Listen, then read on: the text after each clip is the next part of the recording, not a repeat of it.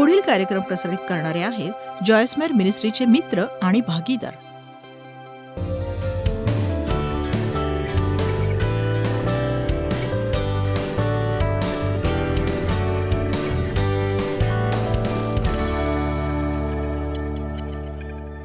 आजच्या वचनाबद्दल धन्यवाद प्रभू. मी आभारी आहे आणि प्रार्थना करते की तुझ्यापासून आलेला संदेश मला देता येऊ दे येशूच्या नावाने.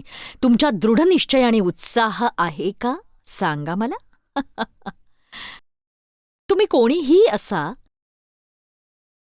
तुम्ही जीवनात काहीही करत असा, तुमचा कामधंदा काहीही असो, पण कधी ना कधी तुम्हाला ते आणि तेच करण्याचा कंटाळा येतोच.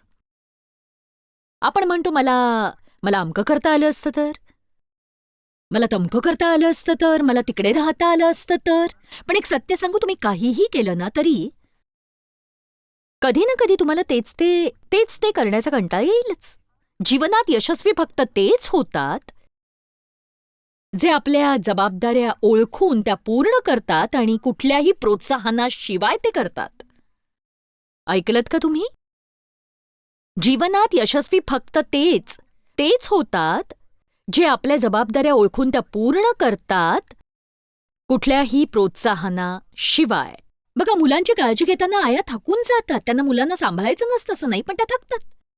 तुम्हाला घर आवरण्याचा कंटाळा येतो, स्वयंपाक करण्याचा कंटाळा येतो, मुलांना शाळेत जायचा कंटाळा येतो, त्यांना बालपणाचा कंटाळा येतो. बघा, मुलं पटापट निर्णय घेतात, पण निर्णय घेता घेता मोठ्यांच्या नाकी नऊ येतात. खरंच मी जे करते ते करण्याचा मलाही कंटाळा येतो.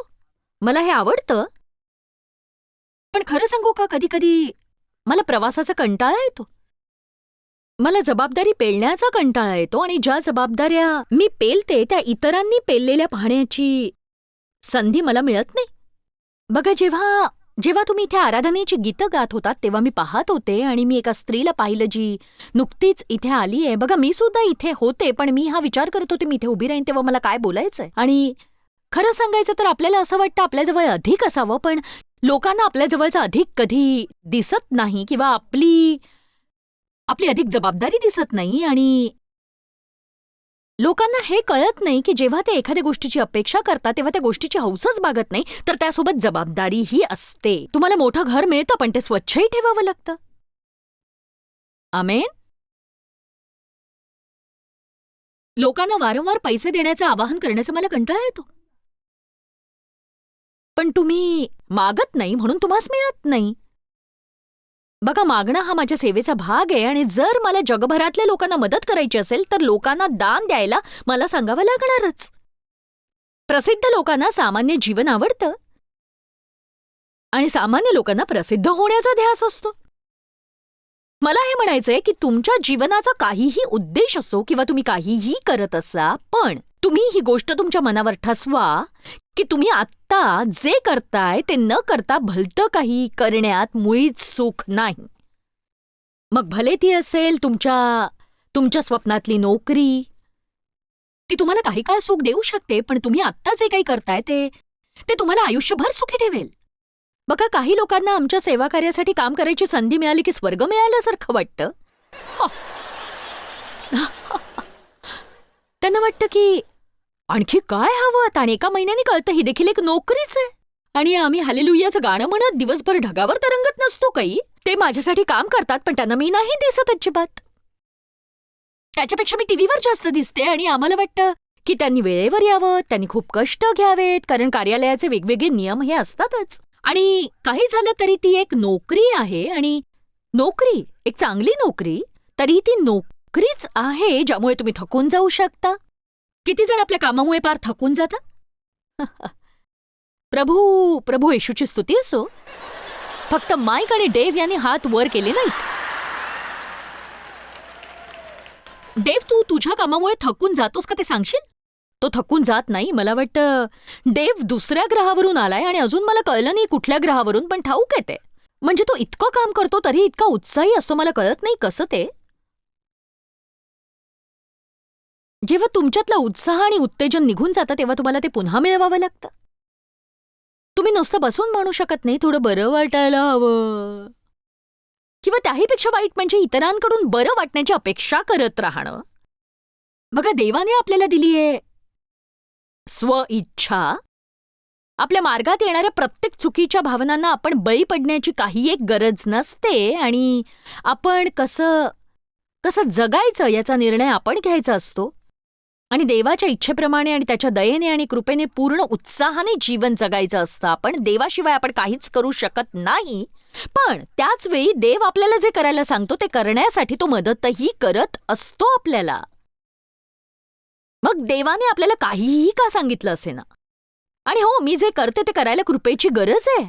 पण त्याची दुसरी बाजू अशी आहे की ती कृपा देवाने आधीच पुरवलेली असते, कारण काम सांगून त्यासाठी सुसज्ज न करणं हे देवाला शक्य नाही. तुमच्या जीवनात देव जे काही करायला सांगतो त्यासाठी तो तुम्हाला सुसज्ज करतो. म्हणून असं म्हणू नका हे फारच झालंय, माझ्याच्याने हे शक्य नाही. मी म्हटलं असं म्हणणं थांबवा की हे फारच झालंय आणि मला हे शक्य होणार नाही. मी म्हटलं की असं म्हणणं थांबवा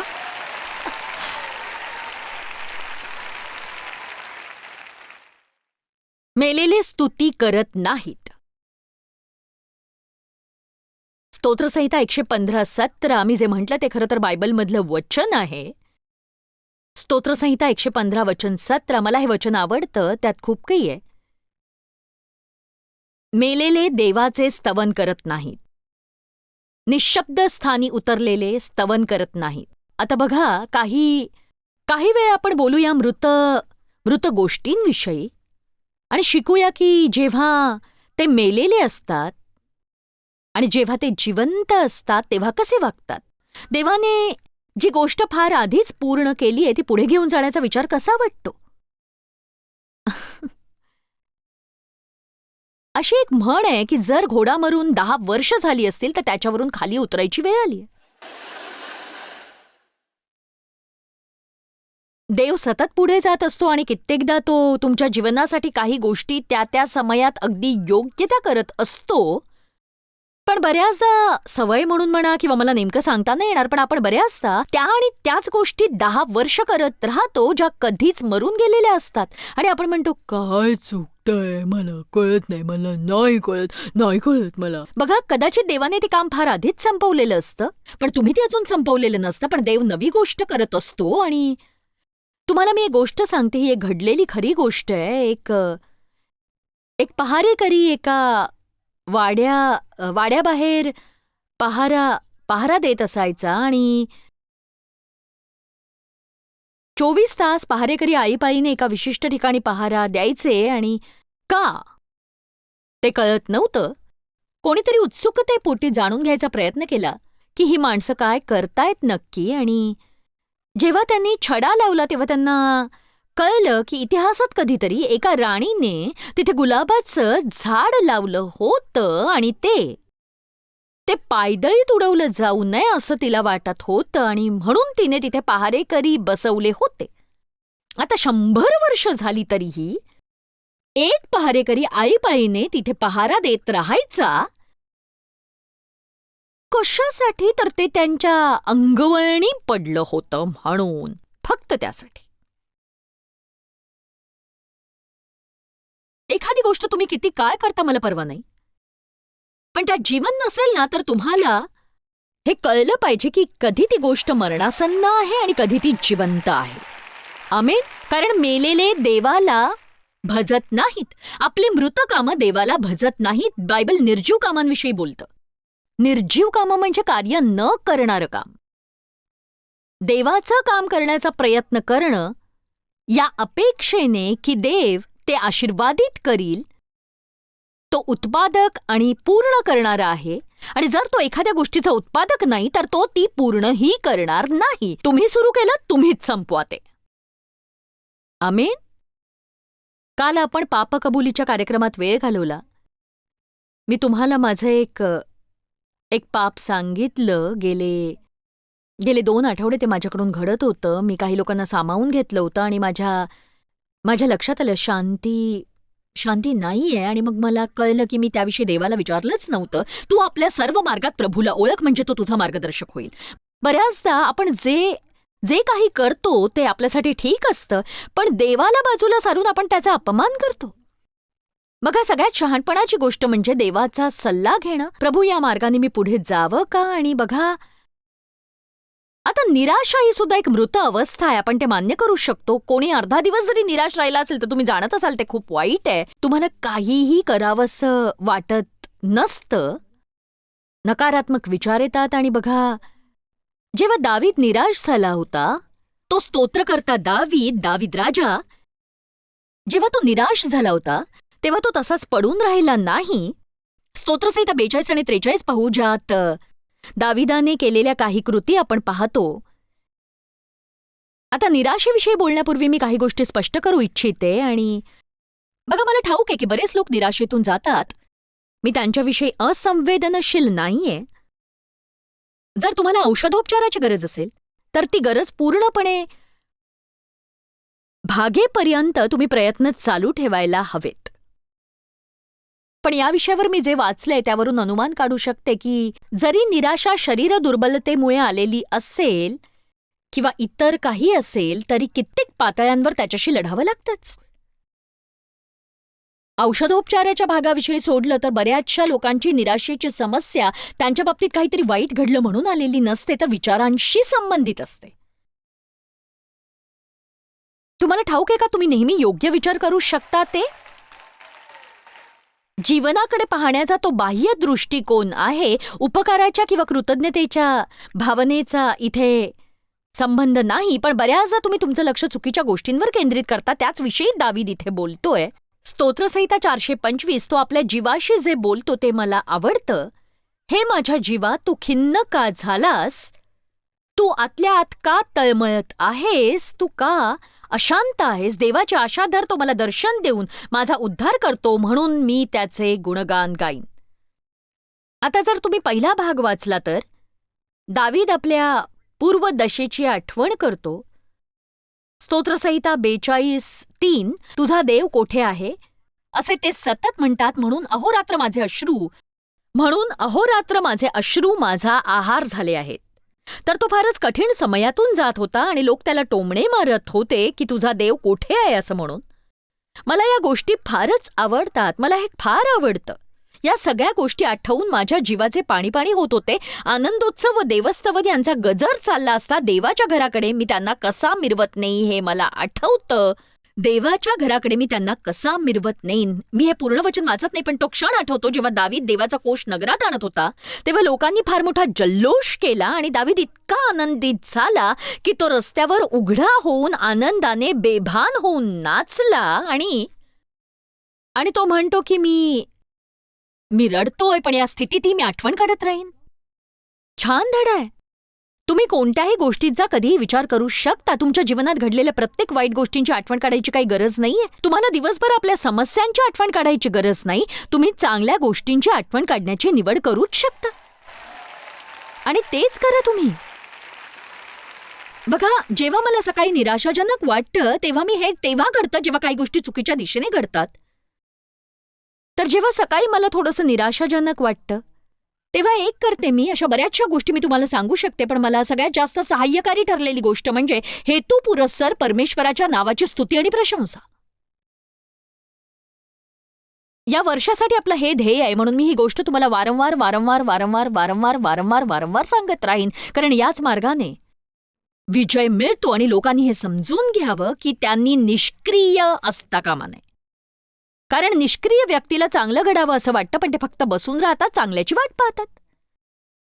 पण बघा, आपण उद्देशपूर्ण लोक असायला हवं. आपण हेतुपूर्वक उद्देशाने जगायला हवं. याचा अर्थ असा की काय करायचं त्याचा आपण निर्णय घेतो आणि उठून ते करतोही. त्यासाठी चांगलं वाटण्याची गरज नाही किंवा चांगल्या कल्पनेची गरज नाही किंवा लोकांच्या टाळ्यांची आणि कौतुकाचीही गरज नाही. मी उत्साहाने आणि चैतन्याने भरली गेले म्हणजे असं नाही की मी तेवढ्याने समाधानी असावं. मला कसं वाटतं या भावनेपेक्षा माझ्याकडे अधिक सामर्थ्य आहे. मी म्हणायला हवं, मी या आरामदायक जीवनातून बाहेर पडून प्रभूसाठी जगायचा निर्णय घेते आज. हल्लीच माझ्या कानावर कार्यक्षमतेचा एक नियम आला. अगदी सोपा आहे तो, मला तो आवडतो. जितकं अधिक तुम्ही करता तितकी तुमची क्षमता वाढते. जितकं कमी तुम्ही करता तितकी क्षमता घटते. जर तुम्हाला लवकर म्हातारं व्हायचं असेल तर साठीत निवृत्त व्हा, खुर्चीत बसानी बघा काय होतंय ते, खरंच बघा. लोक मला नेहमी विचारतात, निवृत्तीविषयी काय विचार केलाय तुम्ही? नाही नाही, मी तर पुनर्प्रज्वलित होणार आहे, निवृत्त नाही.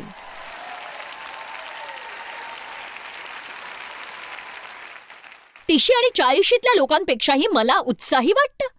याचा थेट संबंध तुमच्या वृत्तीशी आहे, वस्तुस्थितीशी सुद्धा आहे की आपण आपली काळजी घ्यायला हवी, फक्त शारीरिक नव्हे तर वैचारिकही. कारण जीवनाकडे पाहण्याच्या आपल्या दृष्टिकोनामुळे चांगलं फळ लागण्याचा अटकाव व्हायला नको. तुम्ही निर्जीव गोष्टींसोबत पूर्ण वेळ राहिला तर तुम्ही निर्जीव बनाल.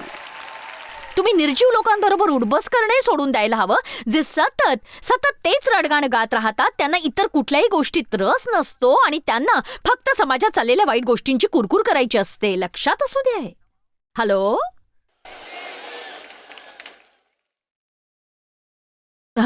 मी म्हटलं लक्षात असू दे.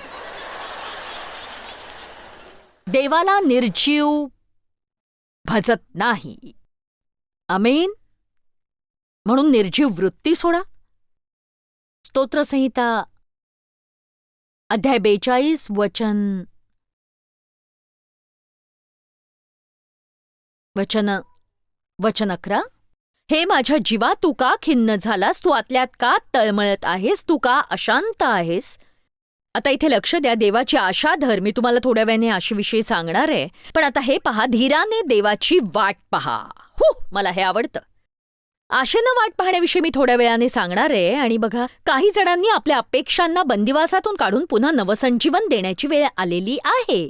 कारण तुम्हाला एक सवय लागली फक्त बसून असं म्हणायची, काय होईल कुणाच ठाऊक, वाट पाहण्यापासून गत्यंतर नाही. भविष्यवाणीची गरज नाही. नाही, मुळीच नाही. देव यिर्मयाला काय म्हणाला? तुला काय दिसतं? आमेन. अब्राहमाने आपलं सर्व काही गमावल्यानंतर देवाने त्याला वर नेलं, त्याला डोंगर चढायला सांगितलं आणि त्याने त्याला तिथे नेलं आणि विचारलं, तुला काय दिसतं?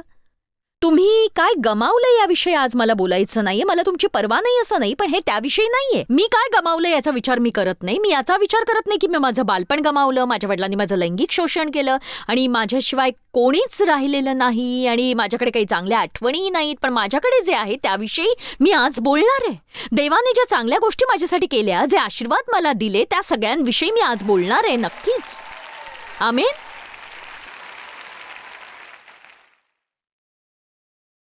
जे मी सांगू पाहते ते घ्यायला तयार रहा. काही जण ते जुनं गाणं इतका काळ गात आले की लोकांना ते ऐकण्याचा कंटाळा आलेला आहे.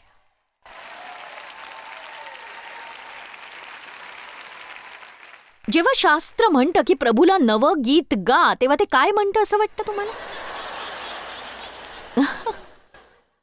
नवं गीत गा म्हणजे असं नाही की ओ मला तू आवडतोस प्रभू. त्याचा अर्थ असा आहे नेहमीपेक्षा वेगळ्या प्रकारे स्तुती करणं. कारण नेहमी एकच रडगाणं चालतं, किती मी दिन, जीवनात किती हालअपेष्टा सोसल्या, चांगली सुरुवात मिळालीच नाही, कुणाचं प्रेम मला मिळालं नाही, माझ्या पालकांचंही प्रेम नाही मिळालं मला. ते त्यांच्या गावीही नव्हतं, ते स्वतः गोंधळलेले आणि अस्ताव्यस्त होते. मी वाचले, मी अजूनही आहे. मी 4 लेकरांना वाढवलं आणि मी जगभरातल्या लोकांना मदत करतेय. ही आपली वृत्ती आहे. जे आपल्या बाबतीत घडतं त्याकडे आपण कसं पाहतो. माझ्या जीवा, तू खिन्न का झालास? तू देवाची आशा धर आणि अपेक्षा धरून वाट पहा. अपेक्षा धरून वाट पहा. वाईट मूडमध्ये उठलात तुम्ही, बदला तो. माझं मूड खराब आहे. बघा, जगातले बहुतेक लोक उठल्यानंतर 10 मिनिटं असेच असतात. आज सकाळी मला काय करायचं होतं ते मला ठाऊक नव्हतं आणि मी उठले खरी आणि तुम्हाला अगदी खरं सांगते 5 मिनिटं मी डावीकडेच चालत होते, म्हणजे जणू काही आणि मी देवला म्हटलं की मला असं वाटतं की मी अशी सरळ ओळीत चालत गेले आणि मग अशी या बाजूने चालत गेले आणि मी म्हटलं की नेमकं काय होतंय मला. आणि मग मी बिछाण्याकडे गेले आणि म्हटलं, अरे बापरे, मला डावीकडे चालण्याचा भयंकर आजार झालाय असंच वाटतंय मला बहुतेक.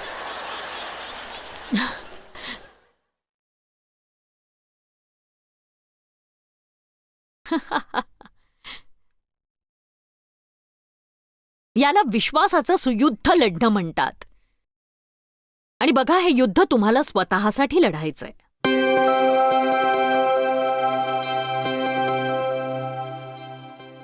आज तुम्हाला प्रोत्साहित करण्यासाठी मला तुम्हाला सांगायचंय की देवाला काहीही अशक्य नक्कीच नाही.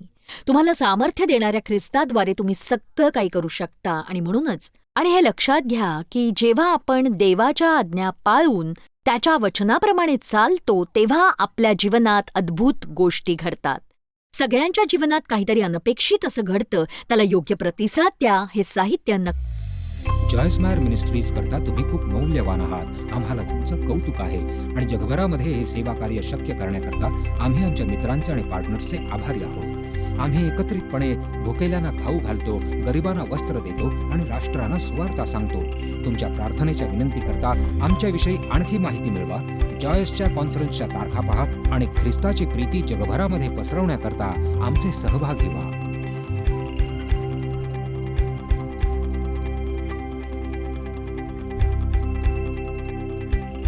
याचा सर्व खर्च जॉयस्मायर मिनिस्ट्रीचे मित्र आणि भागीदार करत आहेत.